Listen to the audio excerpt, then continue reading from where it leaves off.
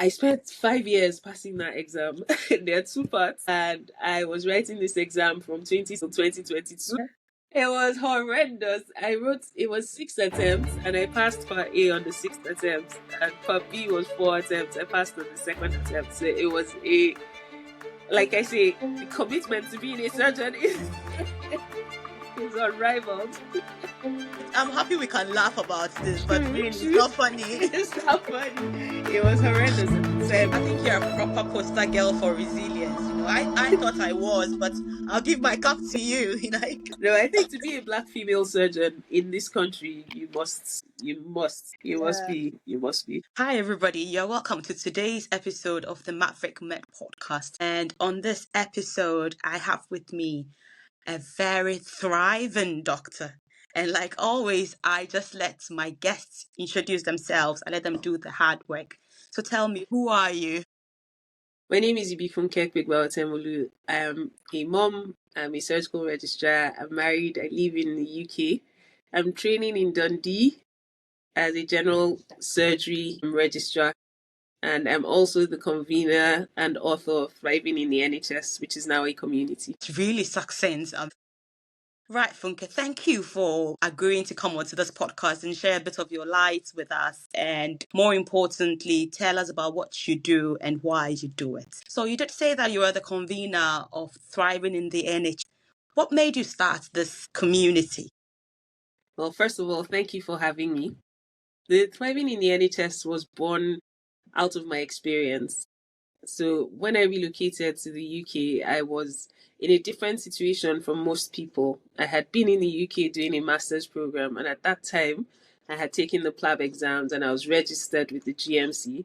But I went back to Nigeria because at the time that was what I wanted to do. So when I decided to relocate, I thought it would be no problem, renewed my license to practice and applied for jobs, got a job, took the job, and showed up.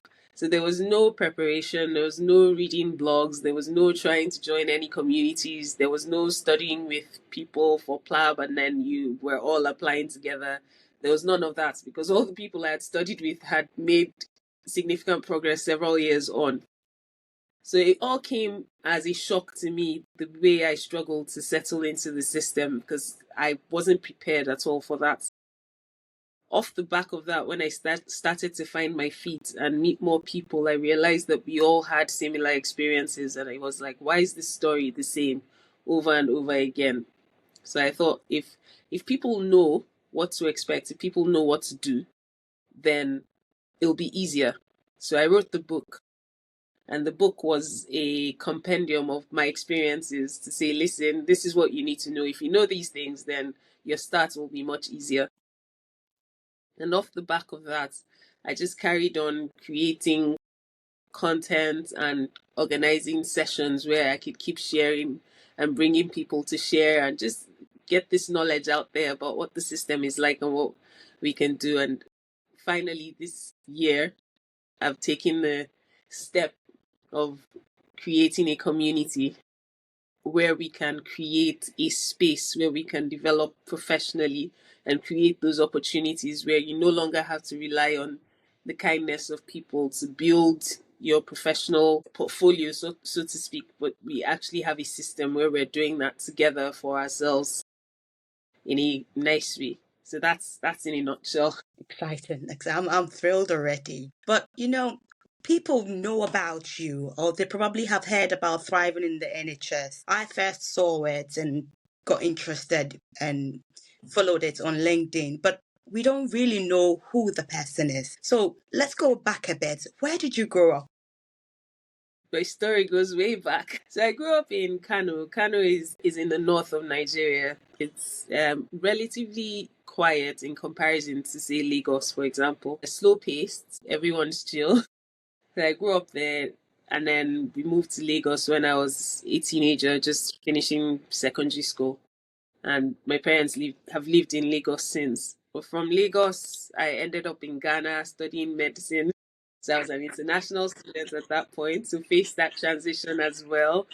settling into a new society, expectations, things you don't know about yourself. So people have perceptions about you because you're Nigerian that are new to you because you're just yourself showing up. So that was that experience, and it was an amazing experience. I made wonderful friends. The learning was top notch. It still serves me till today.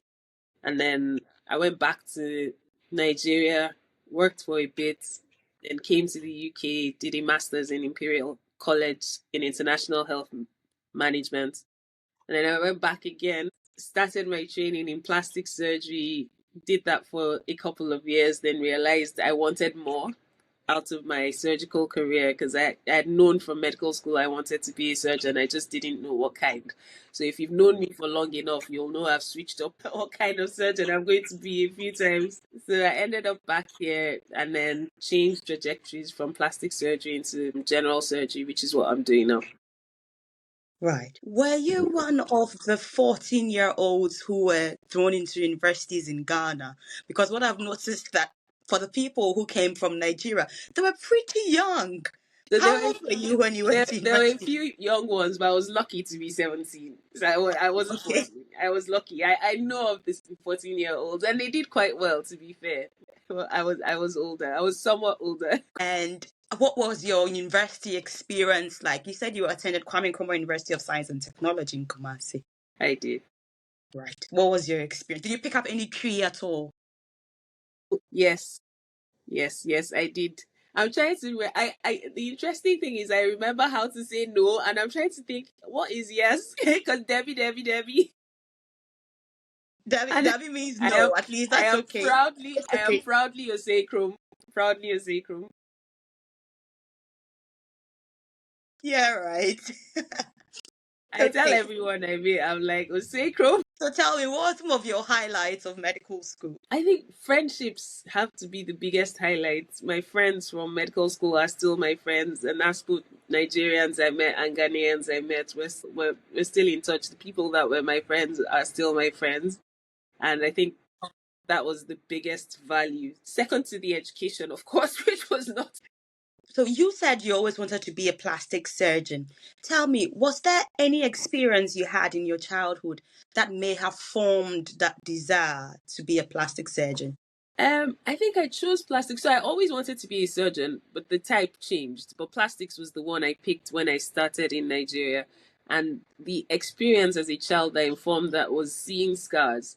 So I had a few family and friends who had surgeries in our childhood, and the way the scars were done, I just felt like I'm sure it can be better. You had seen these scars and felt like it could be done better. But first of all, why medicine? So that is a very interesting story, and it's a series of random events. I'll pick the most pertinent random events. So I was meant to do pharmacy when I was doing my A levels, and I had said I was going to be a pharmacist until I was 15. And I got sent to do an industrial attachment in a pharmacy where they dispensed drugs, not a pharmaceutical company. And a patient came to get medications, and the doctor had written paracetamol or Panadol, one of the two, and the pharmacist gave them a different brand. And so they stood there and they argued with the pharmacist about what the doctor had said they should get. And I'm looking at the pharmacist who's told me that it takes them 5 years to study. And I'm like, so I'll finish studying for 5 years, then a patient will argue with me about whether paracetamol is the same as Panadol. So that was the turning point for me. I was like, no, I'm not doing that. And so I kind of thought, okay, what's the next thing? What's closest to this? And that's how the But you could have thought about nursing. yes, I could have. I and my mom was a nurse. I don't know why that didn't come up. Maybe she didn't encourage me. I'm not sure, but I don't know why that didn't come up. But yeah, it was just okay. What's the other thing I can do? And I hope in medicine your patients don't argue with you. Well, they do now. I understand that that's just normal. It doesn't matter what job you do. The clients will always argue. But Yeah. I was young, so Yeah. Well, happy finally it's landed you here and you're doing great things with the medicine. So it has served you well, clearly. it has. It has. Okay. So we've come from Kano, we've traveled through to Lagos, we've left Lagos, we've come to Kumasi, and from Kumasi, we've even come to Imperial. Why Imperial? Yeah, I move around a lot. So why did you choose Imperial College? What made you? Was it on a scholarship, or was it like a dream school that you thought, one day I'd like to come to the school? So it's very interesting. My sister went there and she did a master's in management. And while she was there, I visited her and I met with someone who was studying international health management. So she talked about it briefly, and I was like, I'm going to do that. So it was when I had finished medical school and was applying. I applied to several other places that offered health management. But Imperial College was one of the places that selected me to come, and the process was easier than the other European and American schools. So I thought, okay, let's do this. So it was quite interesting because it was about 3 years later, after I had thought about it, that I ended up there. So it was quite a full circle experience. So in a nutshell, for anyone who might not know, what is health management? It's very interesting. So I'll talk about one of the motivations to study health management. And this is going to sound like a plug for the Ghanaian health service system. And I apologize to all Nigerian health service managers who are going to hear this, but here it goes. So I was in Ghana and at kind of the start of the health service. And as students, we would go to the wards and there wasn't a scarcity. Things were available and things were set up nicely. So if a child came in, there was a setup, there was a system of workup where you do like blood cultures, urine cultures if the child came in septic, and everything was available. You weren't looking for things. And then I finished in Ghana, went back to Nigeria to do my house job. I was in a state hospital, which is one of the really big ones. And we had to wait. If patients needed to have procedures done, then families had to go and buy cotton wool, gauze, spirits, cannula, everything. And you'd have to wait. You you had to wait. Patients would be pediatric patients would be there ill and you had to wait for their parents to run across the road, and I was a bit like, okay, I don't get this. So I was looking for an opportunity to understand what made one health system work and what made another not work, and where did the money come from. The health management courses, most of the masters are designed where they explain the policies that allow you to plan how you fund your healthcare system, to design how you deliver healthcare, and to plan for capital expenditure. Most of them will also look at the terrain in terms of what's coming in on the horizon of health resources, the human resources, things like changes in population age, how that's impacting expenditure. So it's quite a robust way to understand the workings behind the system that you're seeing. Wow, that's interesting. Okay, it really was. What you said, it just reiterates the saying that in the kingdom of the blind, the one-eyed man is king. Because I can't believe that someone thinks Ghanaian system is a better system than, yeah, the I Nigerian know must be that really bad. I know that given our Ghanaian and Nigerian wars, this is probably going to cause some problems. But the truth is the truth. No, it is better. So what you've been able to accomplish in the years since you started The health the insurance. health insurance and your degree of penetration for that health insurance, the number of the population that's served, and because of the system by which the health insurance was delivered, because as part of my degree, I went to Boku and Upper Eastern region and things, and I saw the people who were taking the health insurance right into the communities, and it's honestly, like you say, in the kingdom of the blind. All right, no comment. Let's just park this conversation before. Right. So you've been to Imperial. Why didn't you just, and you took the plab whilst you were taking your masters. Why didn't you just start and get a job? That is a good question. So I never planned to stay because I was I from Ghana. I went back to Nigeria. I had always been pro Nigeria. I wanted to stay there. That's where I was going to go. So even taking the PLAB exam was because a friend of mine had convinced me, and he was very, he was He was like, listen, just do it. You'll lose nothing. Just do it. So I was like, fine, I'll do it. And then I did the first part, and my mom was like, who does half an exam and leaves the other half? Like, just do the second one. Like, if you don't need it, you don't. But if you need it, then you'll have it. So I was like, fine. I did the exam. Thankfully, I passed both the first attempt. So that was nice. So I had it and I didn't stay. And I remember it was very interesting because on the flight when I was coming to the UK to take up my first job, the same friend who had convinced me to take the part one was on the flight, and we met on the flight on the plane, like in mid-air, and he's like, what are you doing? I'm like, you're not going to believe this, I'm relocating to the UK. He's like, oh my gosh. I can't believe And it. that was after how many years? This was after 4 years. Oh my days. Yeah, 4 years. You really didn't want to stay in the UK then? No, no, no. I didn't. I was like, good. This was fun. This was great. Heading back home. Yeah.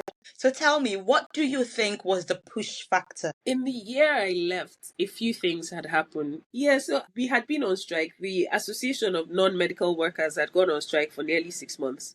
They came back, and then the Association of Medical Doctors went on strike. So in a space of a year, we had been actively working for less than a quarter of the year. So I then went, not long after, I went to work in a different hospital, and there was an opportunity for a faith mission. So we were operating, and everything I did was wrong. If I held the scalpel like that, it was wrong. If I placed my knot like that, it was wrong. And I was like, after nearly 2 years, we're not making we're not making progress here. So I thought, okay, Wait. Who was telling you you were wrong? Were the foreigners looking at it and saying, this is not no, right? no, it was actually my seniors from that new hospital. So they were senior registrars, consultants, and things. In fact, there were even nurses in that community that did operations, because that was the case of that was the way it's set up. So that's a whole different conversation for a different day. But in much the same way as we are now having this war against the physician associates and people who are doctors, who are not doctors, what can they do? It was exactly the same thing that was happening in Nigeria at that time. So coming to this point now in the UK is absolutely hilarious because it's like They are late to the we've game. we've seen this play out before. They are late to So the game because so we've had the I same don't thing in Ghana. engage in any of the conversations because I'm like, no, I can't do this 2 times in one lifetime. Whatever is going to happen is going to happen. I think I share your sentiments there, yeah, because I mean it's gone to the extent that in Ghana right now, doctors have med in their name just to distinguish themselves from other doctors. So someone would write their name. So for instance, if you were in Ghana, Funke, you'd have written your name, doctor into bracket med before your name starts. Because that's like the extent of confusion that people are trying. It's the world we live in now. So I'm like, do you know what? If you can, we can choose all kinds of things about the way we represent ourselves as humans. So this is not different. Right. So if you worked about 3 months of the year, what were you doing? Were you with the faith mission or were you just chilling? No, so okay, that's that's very interesting. My sister is going to like this part of the conversation. When the non-doctor workers were on strike, my consultants insisted that we come to the hospital. So we would come and we would run skeletal services. But because of the nature of my person, I'm never not doing anything. So I was running a non-governmental organization. I was running a healthcare recruitment business. So my sister would always tease me and say that whenever I had a big event coming up, I would organize for there to be a strike so that I would have time on my hands. And it was funny because it always played out like that. But yeah, there wasn't anything. The So universe if was you in were your an favor. idle mind, you would be idle. The universe was conspiring to make It things was good for you. conspiring in my favor by causing doctors to strike. Oh, that's interesting. Good one there. Right. So finally, in 2016, you said, this is it. I I'm did. done. I did.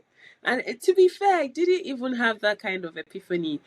We were on strike, I was home, I was bored, and I happened to speak with my brother-in-law, and he's like, you've still got your license, why don't you just apply? So I was like, oh, actually, okay. So my mom called me while I was applying, and like she just called me randomly, and she's like, "Oh, what are you up to?" I'm like, "Oh, I'm just applying for jobs in the UK." She's like, "What are you doing?" I'm like, "Mom, nobody has offered me a job yet. So I'm just applying." So I always remember that because it was kind of a, oh, we'll see what happens, and then it happened, and it It was like, wasn't oh.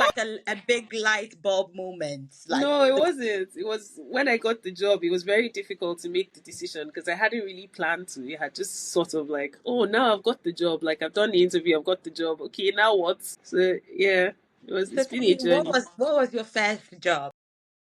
I worked as an SHO in the trauma and orthopedic department in Western Supermare. Where's that? I think I know. Everyone asks that.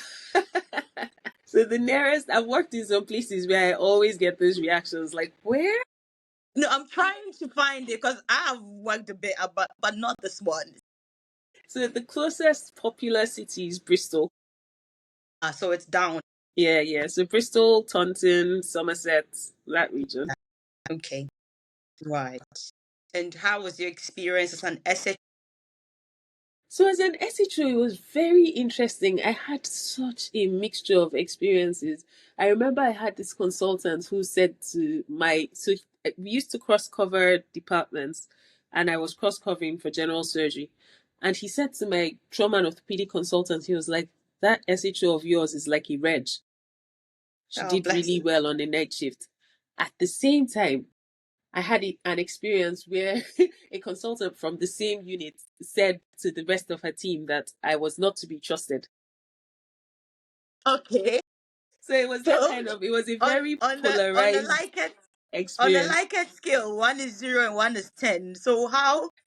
It depends on the day and who I was with. It was a very interesting job. It was a very interesting experience. I met some of the people who were so instrumental into setting me up for success down the line. And I had a lot of experiences that drained my soul, literally. So it was a very interesting and probably life changing experience. Right. Now that you've mentioned life-changing experience, let's start with the highs. What were the high ones? Give us about two high moments in this I had experience. my son when I was in Oh, Western. that's a So definite high. that's a high. I was working there when I had him. So that's a very, very big high. Okay. One of the consultants I met there, we're still in touch, and he still continues to shed light on my journey. He's been instrumental in several points. So that's a That's high. yeah, that's good. That's almost like 8 or 7 Yeah, years. yeah, 9 years now. 9. Yeah, Wow. Yeah, yeah, 9 years. that's a real high then. Is Yeah. he an international medical graduate as well? No, no, he moved here when he was 15. So Right. he's trained here. He's been here for ages, but he's Nigerian. Right. Oh, Yeah, that's a blessing to meet yeah, someone yeah. like that who supports you. Right. Now let's talk about the downs. Ugh. Probably one of the lowest lows, and that made it into the book, was my colleagues wrote a letter. So they came together, two foundation doctors and a nurse, to write a letter to one of the foundation supervisors to say I wasn't competent. And No, they didn't. oh, they did. And the incident they cited, it was so funny because this woman survived a fat embolism, and I looked after her. And anybody who knows about fat embolisms knows that they're not easy things to diagnose or survive. So it was very interesting that off the back of what was a good thing, they created this story. So what they had done, they wrote the letter. Of course, I knew nothing about it. And then they passed it on to the foundation supervisor. He was in the department I was working in, the trauma and orthopedics, and very fair, you know, nice Englishman. So he then passed it to this Nigerian consultant of mine, and neither of them said anything to me at first. But then one morning, I went on a ward round with the foundation supervisor consultant. And then at the end of the ward round, he said, "You handled that very competently." So I said, "Thank you." And I was like, what sort of comments is that? I was like, I didn't know if it was fair. Like, I didn't think of it as, oh, what do you mean by that? I just thought, what a strange thing to say at the end of a ward round. Because at this point, I'd been working with them for a while. So I'm like, I don't know what this means. But, I just kept it at the back of my mind and carried on with life until my Nigerian consultant then called me, showed me the letter, and told me that that consultant said he had no concerns about me because he had worked with me, he had seen me perform, and he didn't believe what they had said. And that was how the matter was killed. Well, otherwise, I would have probably ended up in front of MPTS defending my GMC license. So now I make it a point when people are in this situation, if I get to hear about struggling, I will speak to, because there are few much more senior doctors who support international medical graduates outside of normal confines like the BMA or EPIC or whoever. They're doing it, and especially black doctors, because of course we're at the receiving end of a lot. So I make it a point because I know what that's like. I know what that unfair judgment and people just trying to set you up for. Yeah, that was a low. That was a proper low. And I was pregnant, so everything always felt I was pregnant. I lived alone, so everything just was extra painful. Bless you. So how did you relate with them after you saw the letter? Your colleagues and the nurse? So I think in when I worked in that place, I never had, oh gosh, I never felt like myself. Yeah, it was difficult because my personality am relatively bubbly, and I like for everybody to be happy. So I never kind of found myself when I was there until I think after I had my son, I came back. There were new people because I was like the first international medical graduate in the surgical department. So I sort of opened the doors because it was obviously a good experience when they're working with me. So more people came and I made more friends. So that kind of made it better. But before then, it was just do your job because every day there was some other kind of event that was happening. So it was very difficult. I'm trying not to say the environment is toxic because the expression has been made a bit trite nowadays, Yeah, isn't it? true. Anybody who is not settling well says, oh, it's a toxic environment, but this proper sounds like a toxic environment. I mean, at So that in time, a way, I want to I while it's reasonable to say that, I think part of the problem, which was one of the things that motivated me to write the book, part of the problem was I didn't understand the system. So I didn't like go and ask people, are you going to have lunch? And then go together to have lunch. If I was hungry, I just went to eat. You know, if I needed a cup of tea, I just made a cup of tea. I wasn't asking anybody if you wanted a cup of tea. I wasn't like, and that is a British abomination. You can't yeah, make tea yeah, for these yourself alone. these these little things, like it's like she's trying to like isolate like I wasn't trying to anything. I was just being, I You would, weren't culturally aware. yeah, yeah, like I would go to a meeting like a mortality and morbidity and mortality meeting, and I would boldly say what I felt, my opinion, like if you've done like this is, and I was an SHO. So it's like who's this? And I was very proud because, as you can imagine, I was a very accomplished person in my own right. I wasn't coming to this fresh out of med school. I had done things that I was very proud of. I wasn't some fledgling. I was an You established weren't a woman. pushover. Yeah, No. yeah. So I came with all of that energy. I would speak up. I would say what I felt. I didn't know how to say it in a, you know, British acceptable, way. yeah.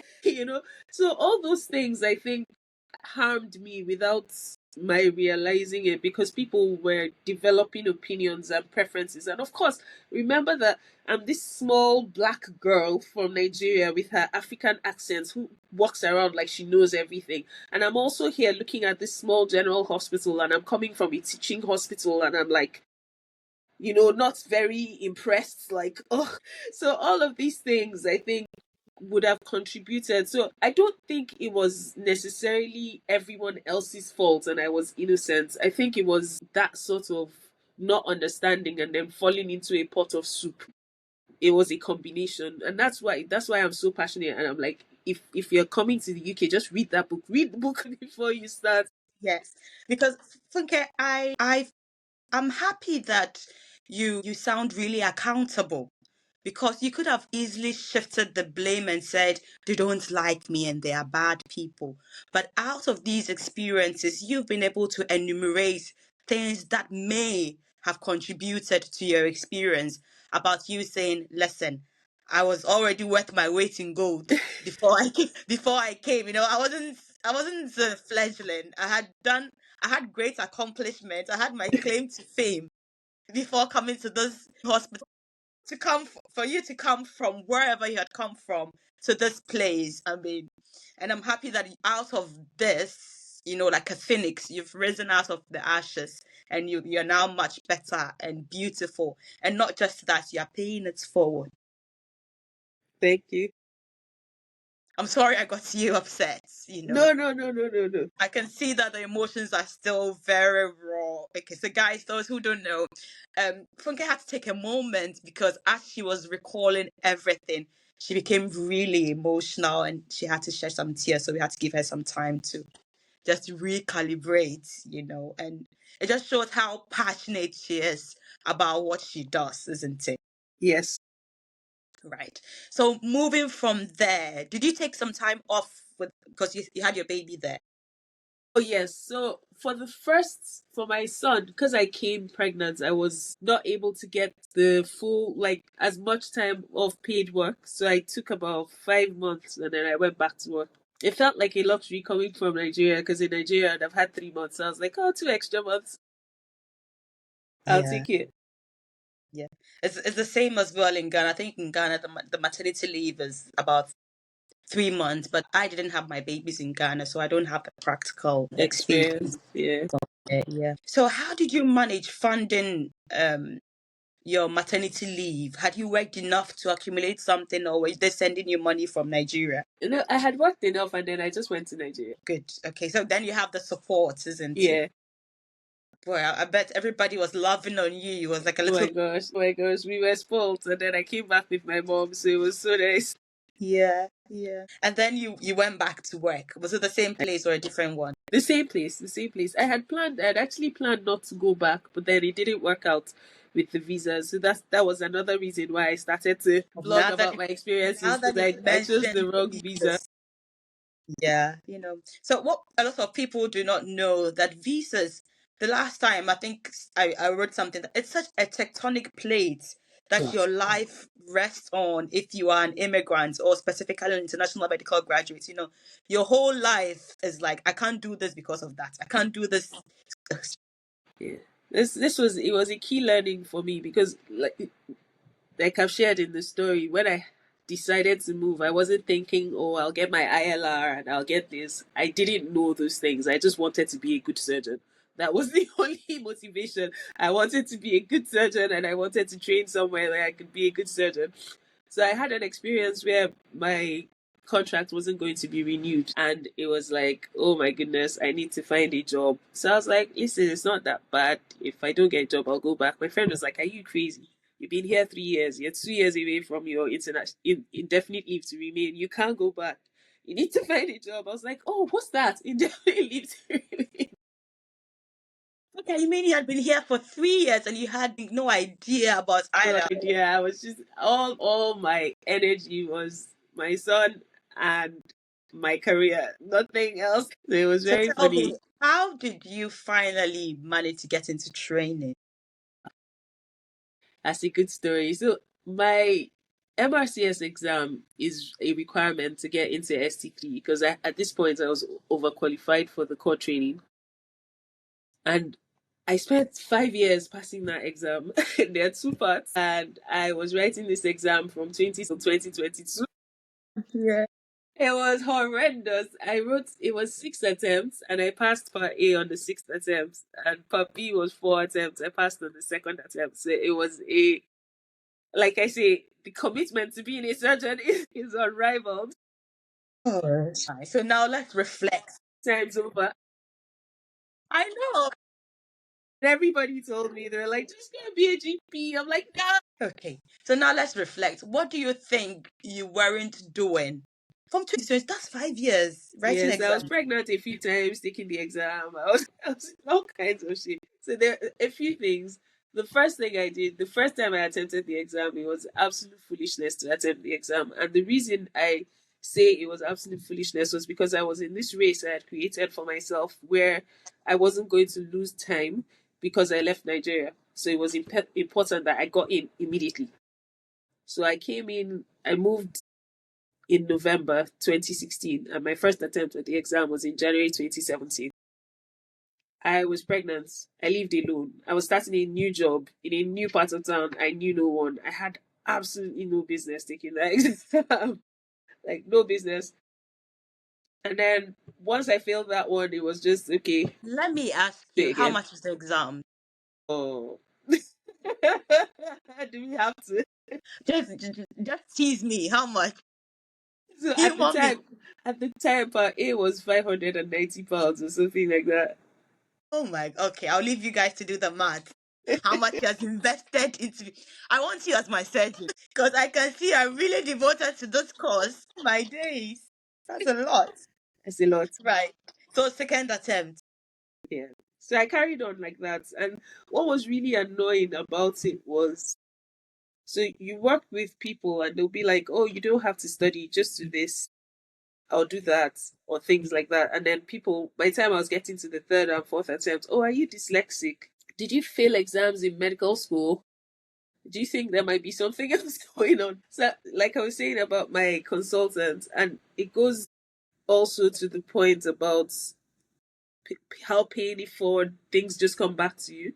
So I published the book, and then I sent a message to my consultant and I said, oh, I've done this. And he was like, oh, that's great. And then a few weeks later, he's like, are you still interested in surgery? I'm like, yes. So he adds me to this group of black surgeons on WhatsApp.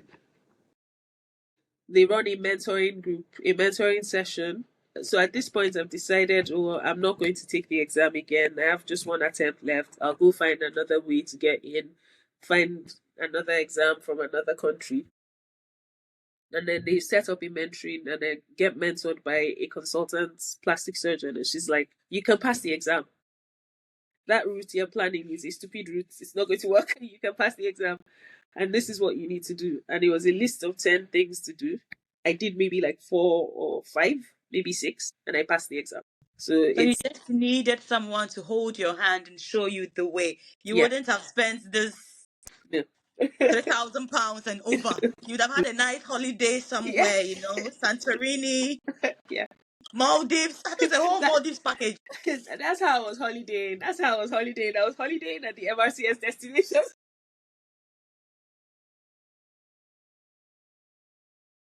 Yeah, I mean, I'm happy we can laugh about this, but True, really, it's true. not funny. It's not funny. It was horrendous at the time. My friends were tired.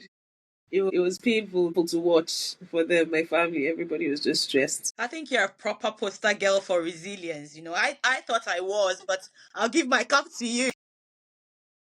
No, I think to be a black female surgeon in this country, you must be. I'm happy you mentioned about being black and female. Do you think that still within the surgical space, there's a bit of issues about gender in surgery? Yes, I would say it's difficult for me to speak to gender because I don't know that my experience is as a result of my gender. But you can speak to race. Uh, so I think it's, for me, it's a combination of both. So for Absolutely. me, So it can't I'm be separate. happy when we talk about it that way because it's about intersectionality, isn't it? Yeah, yeah. So for me, and I think it's very interesting because just like my first experience in this country, you get the whole of the Likert scale. So you get the people who just respect you and see your work and will champion you, and you get the people who just think that every word out of your mouth must have come from the farm underneath a cow. It's that mixture. And I think one of the things that has been really fantastic for me as a human being is self-regulation, because I was at a point in life where someone would do or say something and it would completely ruin the day. I wouldn't be able to concentrate. I'm operating and I'm thinking about how I'm going to address that, and just like getting to the point where, okay, they said that stupid thing and that's fantastic. Can we move on? So So, so it's just been to good. just to enlighten us, what were some of the remarks that you had? I mean, because for me, I'm already hailing you like, oh my God, she's a surgeon, and then they're telling you all these things. What were some of the ones that was really hard for you to take, if you don't mind Um, recollecting it?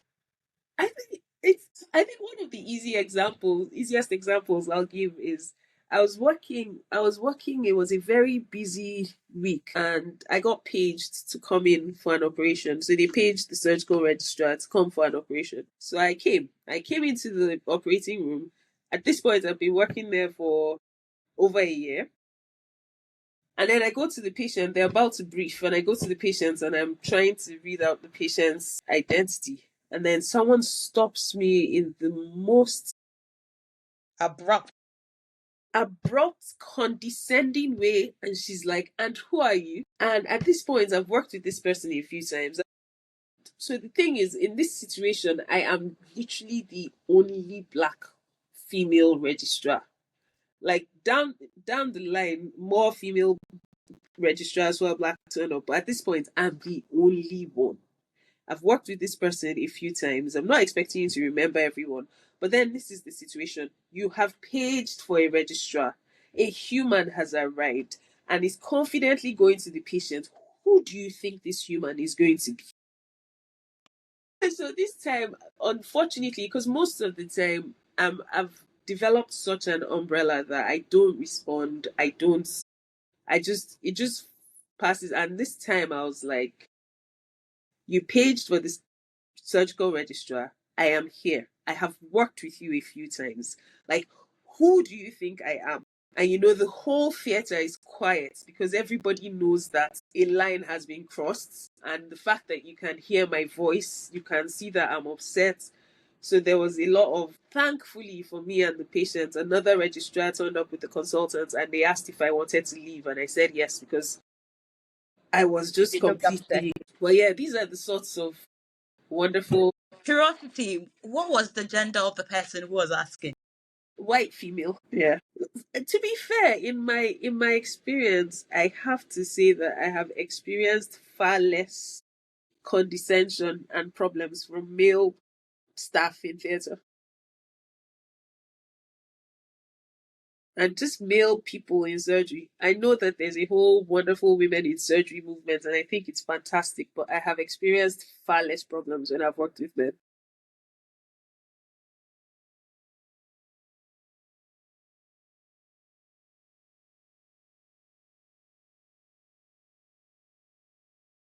I hate to go with the narrative that sometimes we tend not to be kind to ourselves. But then whenever I hear it, I also say that, well, men are also not kind to themselves. So Yeah, it's true. It's true, and that is actually true. So it may be that my being female is a protective characteristic with the men I enjoy the cordial relationships with. But there you go. It's what it is, and it's difficult to say that out loud, especially in a public sort of space where this will be listened to. So this is my appeal. You can be kind.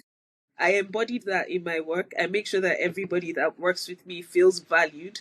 I make sure that their experience of work is pleasant in the way I speak to them. And I'm intentional about it. If you've ever worked with me and listening to this and you think that it's just random, I'm kind. It's not random. I'm thinking about what I'm doing and I'm planning to be kind. So you can be kind.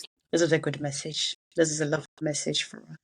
A couple of years ago, there was this circular about sexual harassment in theatre. And then there was this anesthesiologist, anesthetist, who came back to say that, oh, you guys are just snowflakes. Are you a snowflake? So I don't even know where I would put myself on that scale because I will probably sound daft. When I was reading some of the experiences of people that were recorded as sexual harassment, that was when I realized that some of the things that happened to me were not like mistakes. Like that was when people are tying your gowns behind you. And I'd feel people brushing against me, and I would just be like, okay, next time I'll tuck my bum in. My bum is sticking out. It was very unlikely, But you laughing again, you know. unlikely to me. I'm like, that's what that was. Okay.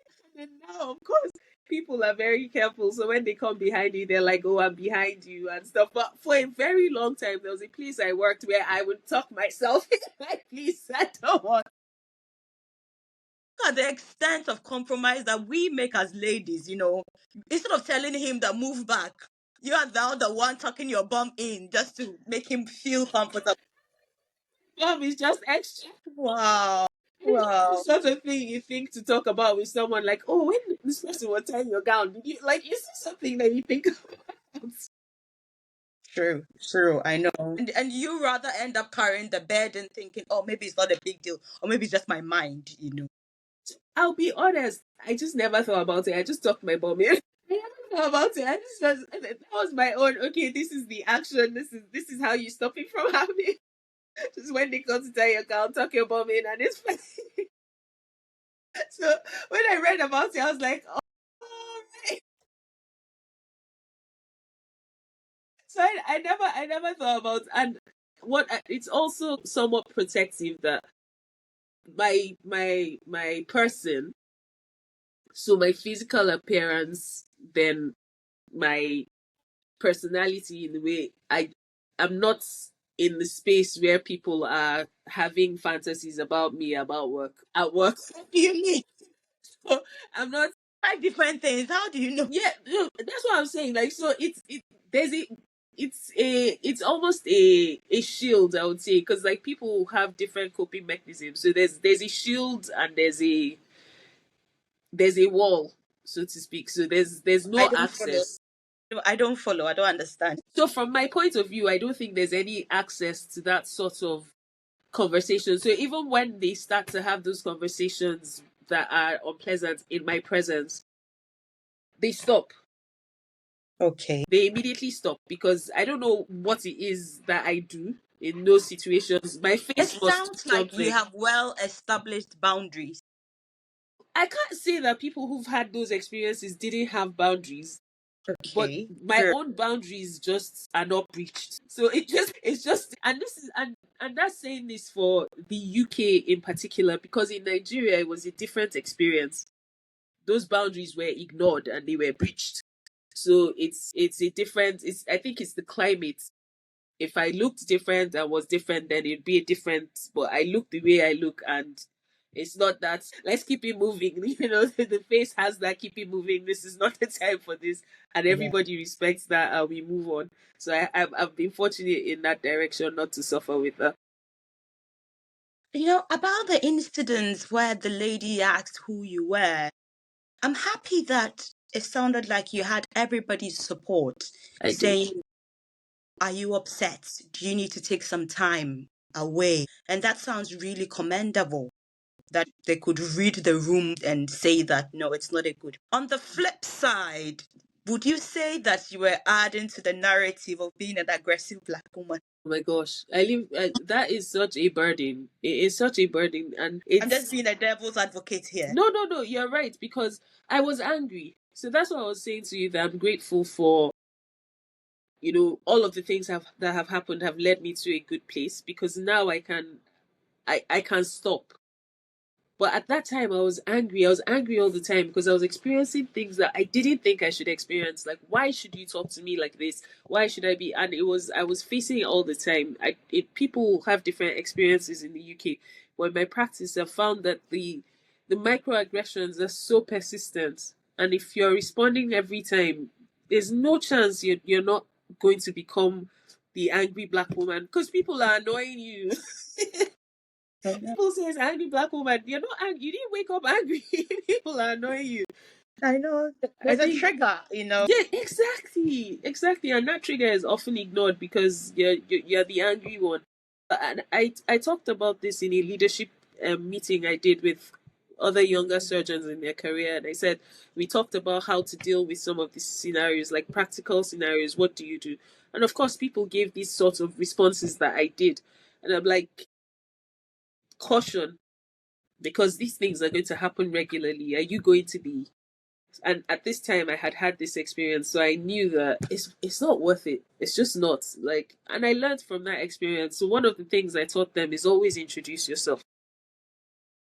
So introduce yourself so that you take away the power from anyone who's going to use that "I don't know who that is" as an excuse for being silly. So Sure. introduce yourself when you're in a room. Introduce yourself, and once you've done that, then have, because a lot of those situations, that's where the power comes from. It's, oh, who's this person, and they're just like, no, no, you know who I am. I've told you who I am. What else have you got now? So it was a good. I could reflect and pick that learning from it, and I've learned not to be angry. I take my displeasure home. My husband gets the brunt of it. I tell him all the stories, and he's like, "Oh, this your NHS." I'm like, "It's great. It's great. They're just things that happen." Our NHS. Yeah. Yeah. I mean, I've heard personally, I've not experienced, but I've heard stories about how people would, I mean, like nitpick on things. Like someone told me she wore a jewelry, like she always wears a jewelry, and then in theater, one of the nurses was like, "No, you need to take it off because," and she says, "Well, you can't even see it, you know." Yeah, And then they insisted that she takes it off with her hair. So they would always make her wear her hair a certain way yeah, under the guise of infection prevention. yeah. And she thought, hello. I mean, Yeah. people have worse things going on here, but anyway. Yeah, it's just you get also. So now I don't wear anything. Like I literally will not give you an opportunity. So I won't wear earrings to Do you work. wear your wedding Yes, ring? I don't wear a wedding ring. I don't wear anything. Like I don't wear anything. Very, very soon they'll be asking you to wear contacts. Yeah, well, very nearly there. I'm like, I don't. There's no opportunities, so I don't create any opportunities for any of that stuff. Like yeah. Okay, I'm really happy how you take things, you're able to reflect and give yourself good feedback. Like, okay, this is the situation, this is what I'm going to do going forward. I'm not going to let it happen again. Yeah, yeah. I think that's not letting things happen again is one of, it's a guiding principle, and I think it helps me move on as well. Because sometimes you beat yourself up a lot about things. So when I find myself in that situation, I'm like, right, stop, stop, stop. What happened? What did you do? What are you not going to do again? Fine, that's it. It's sorted. Let it go, and then You go we through the move on. full cycle of Yeah, reflection. yeah, yeah, yeah, So tell me, Funke, I'm aware that you're a mom and yeah. you're a wife. Yes. How are you doing this? I don't know. I think, to be fair, I have always had help with the children since they were born. I've always had someone living with me to help. Because I Okay. think for a career in surgery where my family is away from me, my larger family is away from me, I don't think it would be possible without help, and because of the way our rota is. So that's how I'm dealing with children's aspects. And very early on in my career, a very good friend of mine said to me that it's not about the quantity of time you spend with them, it's the quality, and I paid attention to that. So when I am with them, I am with them. We have a very good relationship. We make time out to be happy together. That's how I'm doing that part. Being a surgeon wife is not very, especially a surgeon African wife. It's not very easy, but it's we're still at it. So Because the that's a good thing. expectations, the cultural expectations are up Yeah. there. Is there anyone you would say you owe a lot of gratitude to beyond the mentor that you mentioned for where you are today in your life journey? I'm just going to be a typical Christian girl and say that I wouldn't be where I am without God. So, I mean that's everything that has happened, all the people that have come in my way, the I think the perseverance to keep at it. Because I think one of the things that has made it possible for me to keep at it is the conviction that this is what God wants me to do. Because I think it's been so hard and so life sucking. Yeah, yeah. So yeah, so I think it's that conviction that this is what God wants me to do. And one of the best parts about it, because I had my milestone birthday last year, and one of the best parts of it was the feeling that I was fulfilled because I was doing what God wanted me to do. And because I was doing what God wanted me to do, I could see the impact I was having on other people's lives. I know that there are several people who are surgeons now because I am a surgeon. So that's probably the Yeah, I mean, that sounds enviable. Because my next question to you would have been, at the end of the day, what would you like to be remembered for? So I always tell my friends that I want to be the patron saint of friendship. If you want a friend, you must be friendly. That thing. Do you see yourself as Oh, a yeah, set? yeah, no, definitely. Friendship is a big thing for me. It's a very big thing for me. Wow, Funke. It has been really. Oh, I'm not going to let you go without you advising us. I mean, I've just taken my Plab 1 and 2. I'm still in, let's say, Ghana. I'm still in Ghana. What should I do apart from getting your book? That's a good one. Definitely get the book. So I think even though you've taken the Plab 1 and the Plab 2, I think you should carefully consider yourself as a highly valuable resource that is being sought after all around the world.